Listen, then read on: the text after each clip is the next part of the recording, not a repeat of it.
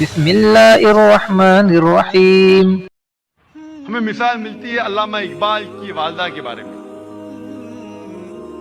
ہم جب کتابیں پڑھتے علامہ اقبال کی زندگی کے بارے میں تو پتہ چلتا ہے کہ علامہ اقبال کے والد ایک ایسا پیشہ کرتے تھے جو ربا سے جڑا تھا،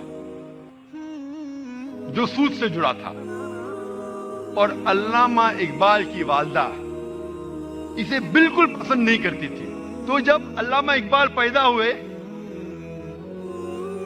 علامہ اقبال کی والدہ نے اپنے چھاتی کا اپنا دودھ اپنے بیٹے کو نہیں پلایا۔ وہ چاہتی تھی کہ میرے بیٹے کے جسم میں ایک بوند بھی حرام کمائی نہیں جائے۔ تو علامہ اقبال کی والدہ نے کیا کیا؟ اپنے زیورات بیچے جو خود کے تھے، الحمدللہ حلال کمائی کے تھے، زیورات کو بیچ کے ایک بکری خریدی اور اس بکری کے دودھ سے پرورش کی علامہ اقبال کی، اور اللہ نے پھر ان کے شوہر کو ہدایت دی اور وہ بھی سیدھے راستے پہ آ گئے، اور پھر اللہ نے ایسا شخص علامہ اقبال جیسا شخص بنایا۔